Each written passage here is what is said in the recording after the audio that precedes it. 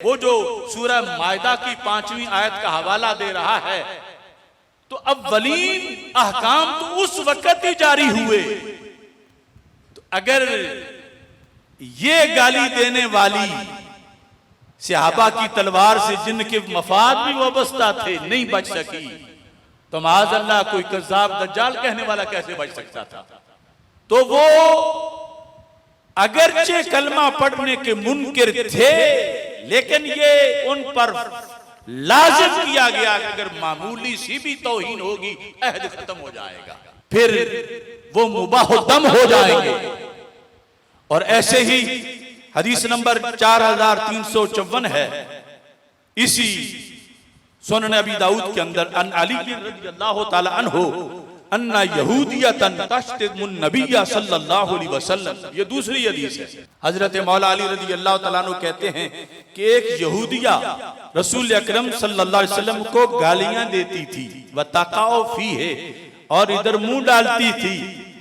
फखाना कहा रजुलन, तो रियाश के रसूल पहुंच गया, क्या किया? गला दबा के उसको मार दिया। फखाना कहा रजुलन हत्ता मातत, इतना गला दबाया कि वो मर गई। फअब्तला रसूलुल्लाह सल्लल्लाहु अलैहि वसल्लम दामाहा, तो सरकार ने उसका खून भी बातिल करार दिया कि ना उसके बदले मारने वाले को कत्ल किया जाएगा किसास में, ना इस पर दियत होगी, ना इसको कोड़े लगेंगे, ना इसे कैद में डाला जाएगा। ये रसूल अकरम सल्लल्लाहु अलैहि वसल्लम का फैसला था। ना उसे इंतशारी कहा, ना उसे फसादी कहा, ना उसे दहशतगर्द कहा, बल्कि अदालत रसूल सल्लल्लाहु अलैहि वसल्लम ने बिल्कुल उसको बरी किया।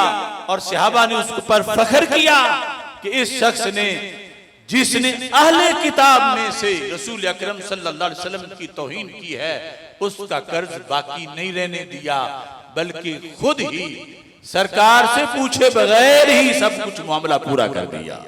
ऐसे ही वो हदीस शरीफ जो दीगर माखिज के अलावा मवाहिब में भी है और फिर शरह ज़रकानी में है, इसमें यह है कि हजत इमरातुन, अब्दुल्लाह बिन अब्बास रज़ियल्लाहु ताला अन्हु रावी हैं कि एक औरत ने रसूल अकरम सल्लल्लाहु अलैहि वसल्लम की हजब की।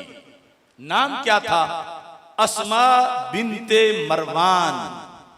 ये वो मरवानी जो मरवान बिन हकम है, ये यहूदी था और ये औरत यहूदिया थी।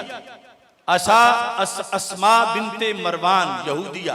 तो इसके लिहाज से सरकार को इतनी तकलीफ थी, यानी वैसे तो ये था ना कि मतलब खैबर में जंग हुई है, तो जंग के दरमियान जो यहूदी अब मुकाबले में आएंगे मारे जाएंगे, लेकिन उमूमी तौर पर जिनको पनाह दे रखी है उनको तो हक दिया है कि कोई इनको तमाचा भी ना मारे। लेकिन एक ऐसी बदबख्त कमीनी यहूदन थी कि मेरे महबूब अलैहिस्सलाम ने उसके सर की बोली लगा दी। कैसे? मन ली बिहा, कौन है जो उसे जाके मारे? जब आप ये फरमा रहे थे ना कौन है जो उस यहूदन को मारे, उस वक्त भी सारे जहानों की रहमत थे और ये मरवाना भी रहमत था और ये फसाद नहीं था, अमन था। फकाल रजुलुम मिन कौमिहा, उसी औरत की कौम में से जो यहूदन थी, एक सहाबी भी थे, उन्होंने कहा इसका सफाया तो मैं करता हूं अगरचे मेरी कौम से है। आना या रसूल अल्लाह सल्लल्लाहु अलैहि वसल्लम। फनाहदा, वो फौरन उठे, फकातलहा, उसे जाके कत्ल कर दिया। फउखबिरन नबी सल्लल्लाहु अलैहि वसल्लम बेज़ालिका, सरकार तक खबर पहुंची कि वो जो गया था उसने ड्यूटी पूरी कर दी है। तो ये बड़ा अजीब जुमला मेरे आका अलैहिस्सलाम ने फरमाया ये ऐसा मसला है मेरी नामूस का, इस पर जो मेरी नामूस पर उंगली उठाए और मुझे मेरी तौहीन करे, और तौहीन करने वाले के बारे में कि उसे कत्ल कर दिया जाए, फरमा ला यंततिहु फीहा अनजान, इस बारे में तो दो सींगों वाली लड़ने वाली बकरियां जो हट हट के टकरे मारती हैं, फरमा इस मसले में उनका भी झगड़ा नहीं है, यानी इतना क्लियर मसला है, इसमें कोई शक नहीं। वो जो छतरे और सींगों वाले और जो बकरियां आपस में लड़ती हैं, फरमा इस मसले में उनकी भी कोई लड़ाई नहीं, वो भी कहते हैं ठीक है, ऐसे ही होना चाहिए था। और ये ऐसा जुमला था, हदीस शरीफ में है कि ये जुमला सहाबा ने भी उस वक्त पहले दिन ही सुना था। ये मकूला मतलब क्या था, ला यजरी फीहा खल्फुन वला निज़ाउन, ये ऐसी बात है इसमें कोई इख्तिलाफ ही नहीं। आज के गामदी जैसे दो दानिशवर हैं, उस वक्त की उन बकरियों के दिमाग से भी नीचे के डंगर हैं कि जिनके बारे में फरमाया था सरकार ने, उनमें भी इस मसले में कोई इख्तिलाफ नहीं, वो भी मुत्तफिक हैं कि ऐसी के साथ यही होना चाहिए जो सरकार दो आलम सल्लल्लाहु अलैहि वसल्लम ने फरमाया। तो लिहाजा एक तो बुनियादी चीज ये है इस मामले को समझने के लिए कि उसने जो पूरी क्रिश्चियन की तादाद है या यहूद की तादाद है, उन सब को माअज़ल्लाह रसूल अकरम सल्लल्लाहु अलैहि वसल्लम के बारे में ये लफ्ज बोलने वाला करार दिया, जबकि ऐसा हरगिज नहीं है। तो जब जो उसने गाली उनके हवाले से सरकार की तरफ मंसूब की, जब वो निकाल ले रही तो फिर इसकी तरफ से होगी, और जब इसकी तरफ से होगी तो फिर इस पर सवाए सजाए मौत के और कोई सजा नहीं है। और वो सजा हुक्मरानों ने देनी है, जो कानूनी मराहिल हैं वो पूरे करेंगे। और जिस तरह के FIR उसकी कट गई, अगर ना कटती तो फिर दूसरे कई रास्ते फिर लोग इसका अपने खुद बनाता रहता है। लेकिन ये हुक्मरानों की खुशबख्ती है कि उन्होंने इस तपश को महसूस किया और उसके बारे में FIR काटी।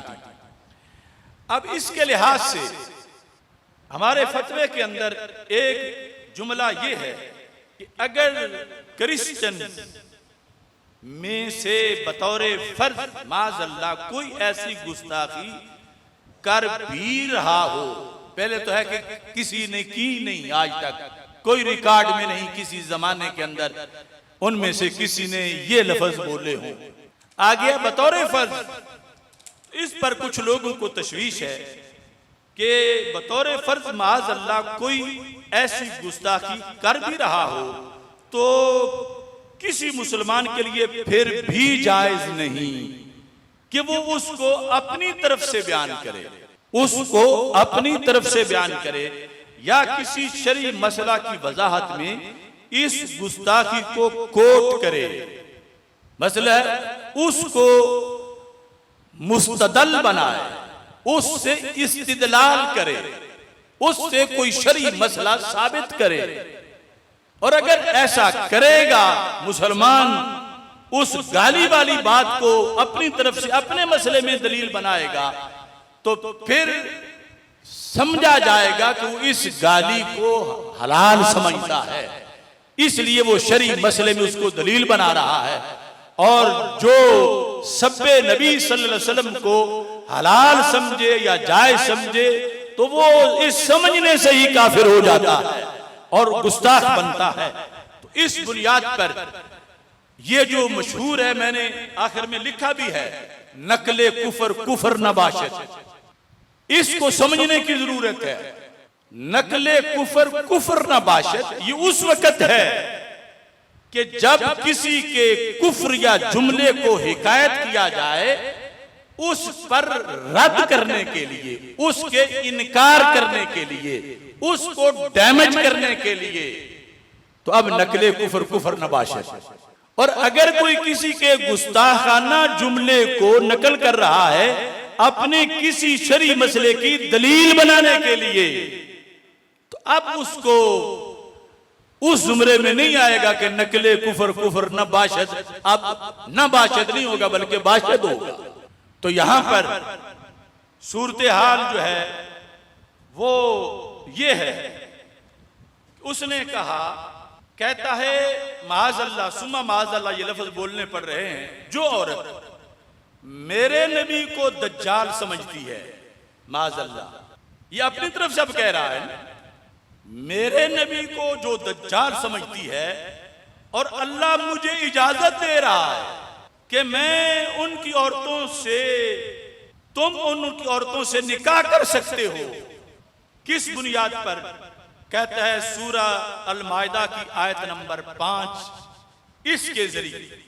और फिर एक इंटरव्यू के अंदर कहता है, लेकिन मुझे कुरान इजाजत दे रहा है कि मैं उसकी क्रिश्चियन की औरत के साथ शादी कर सकता हूं अगर वो किसी क्रिश्चियन की बेटी है, यानी जो कह ये रही है कि माअज़ल्लाह सरकार के बारे में वो लफ्ज गुस्ताखाना बोलने वाली है। तो इसके साथ और भी वो उसका क्लिप मौजूद है कि जिसमें उसने कहा सिर्फ वो दज्जाल और कज़्ज़ाब माअज़ल्लाह समझते ही नहीं, कहते भी हैं। तो ये सूरत हाल में वो कहता है सूरह माइदा में मुझे अल्लाह इजाजत दे रहा है किस चीज की? कि जो औरत क्रिश्चियन हो और ये बकवास करती हो तो मैं उसके साथ शादी कर लूं। तो जो आयत करीमा है, वल मुहसनातु मिनल्लज़ीना ऊतुल किताबा मिन क़ब्लिकुम, इसमें 14 सदियों में जब से कुरान उतरा आज तक एक मुफस्सिर का भी कौल नहीं है कि अहले किताब में से जो शादी की इजाजत दी जा रही है वो ऐसी औरत के साथ भी हो जो सरकार की गुस्ताख भी हो, सरकार को माअज़ल्लाह कज़्ज़ाब कहती हो, दज्जाल कहती हो। ये कहता अल्लाह मुझे इजाजत दे रहा है। अल्लाह तो अहले किताब की औरत से मशरू तरीके पर इजाजत दे रहा है, और जिसकी इजाजत ये कहता है कि मैं उससे शादी करूंगा, तुम उससे शादी करो, जो ये लफ्ज बोलती है तो ये अल्लाह पर तोहमत लगा रहा है कि अल्लाह मुझे इजाजत देता है। अल्लाह ने तो कहीं इजाजत नहीं दी, ना आयत में है, ना हदीस में है, ना सहाबा के फैसलों में है, ना मुज्तहिदीन के इज्तिहाद में है, ना 14 सदियों की तारीख में है कि सूरह माइदा की इस आयत नंबर 5 से किसी ने यह भी समझा हो कि माअज़ल्लाह जो अहले किताब की औरत गुस्ताख भी हो अल्लाह उसके साथ इजाजत दे रहा है निकाह करने की। हरगिज़ उसका तो जीना हराम है, उसका निकाह करना उसके साथ कैसा हो। जिस तरह मैं पहले अहादीस जो है वो पढ़ चुका हूं। तो इसके एक जुर्म नहीं, इसके कई जुर्म हैं, अगरचे पहले भी इसके सैकड़ों जराइम हैं, लेकिन ये जो कह रहा है कि अल्लाह मुझे इजाजत दे रहा है इस औरत के साथ, तो कुरान में तो उसकी ये सिफ़तें नहीं बयान की गई कि जो ये बकवास करती है, वहां तो सिर्फ अहले किताब की बात है। तो इस बुनियाद पर जब हदीस में है कि सरकार ने फरमाया कि जिसने मेरे बारे में झूठ बोला फलयतबव्वा मक़अदहु मिन नार, उसे अपना ठिकाना आग में बनाना चाहिए कि मैंने फरमाया नहीं था, ये क्यों मेरी तरफ मंसूब कर रहा है। तो अब इस जहन्नमी का कितना बड़ा जहन्नम में ठिकाना होगा कि रब ने फरमाया नहीं, ये कहता मुझे मेरा अल्लाह इजाजत दे रहा है कि तुम उसके साथ शादी कर लो जो ये बकवास करने वाली है। इस बुनियाद पर यहां जो उसने लफ्ज रवायत किए वो रद्द करने या नफी करने या इसके लिहाज से नहीं, बल्कि अपना एक नजरिया साबित करने के लिहाज से, और ये साबित करने की तरफ से कितने लोग गालियां देते हैं। अगरचे नफ्सुल अमर में कोई नहीं देता या बतौर फर्ज कोई एक देता है, इसने तो 2 अरब के लिए साबित की है। तो इस बुनियाद पर इसको उस जुमरे में नहीं लाया जा सकता जो नकले कुफर नबाशत, कोई कहे तो उसने तो सिर्फ अल्फाज हिकायत किए हैं, रवायत किए हैं, आगे तो उसका कोई बात नहीं। उसने बाकायदा अपने एक नजरिए, एक मसले, एक फैसले की इसे दलील बनाया है, और जो गाली को दलील बनाए किसी इस्लामी मसले की तो वो कितना बड़ा गुमराह होगा और कितना बड़ा गुस्ताख होगा। इस वास्ते किसी के बहकाने से, किसी बहकावे में कोई ना आए, ये मैंने उन लोगों के लिए जवाब दे दिया है जो मुख्तलिफ चैनलों पर मुख्तलिफ बातें कर रहे हैं, क्योंकि शैतान की हरकार है और हवारी उनके सोर्सेज भी अपने हैं, और हमारा जो मदनी मीडिया है ये मिंबर व मेहराब है, तो ये आवाज पहुंचाई